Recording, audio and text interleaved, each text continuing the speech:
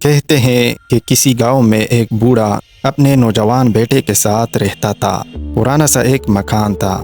ایک کمرے میں باپ بیٹا رہتے، جبکہ دوسرے کمرے کو استبل بنایا ہوا تھا۔ وہاں ان کا گھوڑا رہتا ہے۔ یہ گھوڑا بڑا شاندار اور نہایت اعلیٰ نسل کا تھا۔ بہت پہلے بوڑھے کسان کی ہاتھ ایک گھوڑے کا بچہ لگا۔ اس نے باپ بن کر بیٹی کی طرح اسے پالا۔ بڑا ہو کر اس گھوڑے کی خوبصورتی کی دھوم مچ گئی۔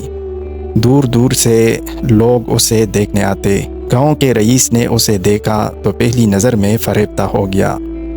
اس نے بوڑھے کو بلا کر منہ مانگی قیمت کی پیشکش کی۔ کسان نے معذرت کرتے ہوئے کہا کہ وہ گھوڑا نہیں بلکہ میرے بیٹے جیسا ہے، اپنی اولاد کو کوئی فروخت نہیں کرتا۔ اور بھی لوگوں نے خریدنے کی کوشش کی مگر سب ناکام رہے۔ گاؤں کے کچھ سمجھدار لوگوں نے بوڑھے کو سمجھایا کہ تم غریب آدمی ہو، ایسے اعلیٰ گھوڑے کو کتنی دیر تک سنبھال کر رکھ لو گے؟ اچھی قیمت مل رہی ہے، بیچ ڈالو، کہیں ایسا نہ ہو کہ کوئی یہ گھوڑا چرا کر لے جائے۔ ایسے ہر مشورے کے جواب میں وہ بابا جی مسکرا دیتے اور بس بات ختم ہو جاتی۔ ایک دن بوڑھا کسان اور اس کا بیٹا حسب معمول صبح اٹھے تو دیکھا کہ ساتھ والے کمرے کا دروازہ کھلا اور گھوڑا غائب ہے۔ پریشان ہو کر آس پاس دیکھا مگر کوئی سراغ نہ ملا۔ بستی والوں کو پتہ چلا تو وہ افسوس کرنے آئے۔ جن لوگوں نے گھوڑا بیچنے کا مشورہ دیا تھا انہوں نے فٹ سے تانا دیا کہ تمہیں سمجھایا تو تھا کہ گھوڑا بیچ دو، اس وقت نہیں مانے، اب تمہاری بدقسمتی کے بغیر کچھ لیے گھوڑا گھنوا بیٹھے۔ کسان یہ سب باتیں سنتا رہا، پھر بڑے اطمینان سے بولا، بھائیو تمہاری بڑی مہربانی کہ میرے پاس آئے، اپنی ہمدردی کا اظہار کیا، مگر مجھے یہ بات سمجھ نہیں آئی کہ اس میں بدقسمتی کہاں سے آ گئی۔ یہ درست ہے کہ میرے پاس گھوڑا تھا جو مجھے اپنی اولاد کی طرح عزیز تھا۔ آج صبح وہ گھوڑا اپنے کمرے سے غائب ہے، اس حد تک تو یہ بات درست ہے، مگر اس کے بارے میں ابھی سے یہ کیسے طے کر لیا گیا کہ یہ بدقسمتی ہے؟ گاؤں والے بڑے حیران ہوئے، آپس میں کہنے لگے کہ شاید صدمے کی وجہ سے بابے کا دماغ چل گیا ہے۔ یہ بدقسمتی نہیں تو اور کیا ہے کہ ہزاروں کی مالیت کا گھوڑا چوری ہو گیا۔ بڑبڑاتے ہوئے سب لوگ واپس چلے گئے۔ 2-3 دن بعد اچانک وہ گھوڑا واپس آ گیا۔ اپنے ساتھ وہ جنگل سے صحت مند اعلیٰ نسل کے 21 نوجوان گھوڑے بھی لے آیا۔ گاؤں میں دھوم مچ گئی۔ لوگ آ کر بوڑھے کو مبارکباد دینے لگے۔ انہوں نے اعتراف کیا کہ ہم نے اس روز غلط بات کہی تھی۔ گھوڑے کا چلا جانا بدقسمتی نہیں تھی، اصل میں یہ تو تمہاری خوش قسمتی تھی۔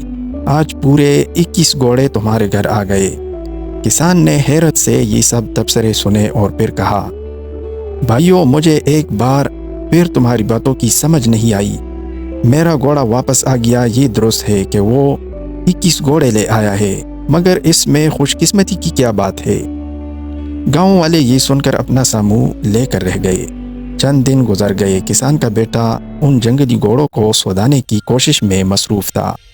ایک دن ایک سرکش گھوڑے نے اسے ایسی لات ماری کہ اس کی ٹانگ ہی ٹوٹ گئی۔ طبیب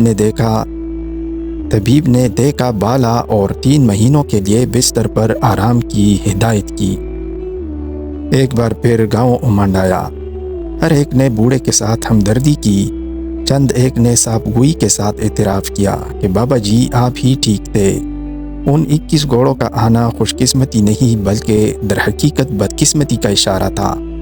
آپ کا اکلوتا سہارا نوجوان بیٹا زخمی ہو گیا، نہ جانے اس کی ٹانگ درست طور پر جڑتی بھی ہے یا نہیں۔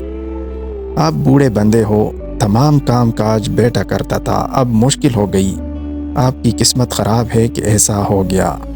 بوڑھے کسان نے یہ سن کر ٹھنڈی سانس بھری اور قدرے جنجلاہٹ کے ساتھ کہا، یارو ہر واقعے میں خوش قسمتی یا بدقسمتی نہ ڈھونڈ لیا کرو، جو بات جتنی ہے اتنی ہی بیان کرو، اتنی قطعیت سے کوئی فیصلہ کن رائے نہ دیا کرو۔ میرا بیٹا اگر ٹانگ توڑا بیٹا اس حد تک تو تمہاری بات درست ہے، باقی خوش قسمتی یا بدقسمتی کا حتمی فیصلہ ابھی ہونا باقی ہے۔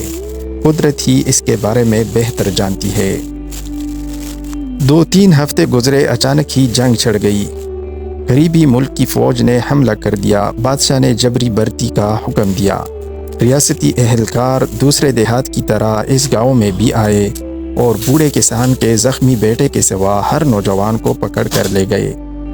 گاؤں والے روتے پیٹتے بابے کے پاس آئے اور کہنے لگے کہ ہم تو تمہیں بیوقوف سمجھتے تھے، تم تو ہم سب سے زیادہ سیانے نکلے۔ واقعی تمہارے بیٹے کا حادثہ بدقسمتی نہیں تھا، سچ پوچھو تو تمہاری انتہائی خوش قسمتی تھی۔ ہم سب کے بیٹے جنگ لڑنے چلے گئے، معلوم نہیں واپس لوٹتے بھی ہیں یا نہیں۔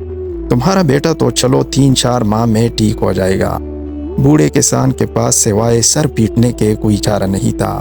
بے چارگی سے اس نے کہا، بھائیو، اگر تم لوگ اصل بات کو سمجھ لیتے تو کبھی اتنا پریشان نہیں ہوتے۔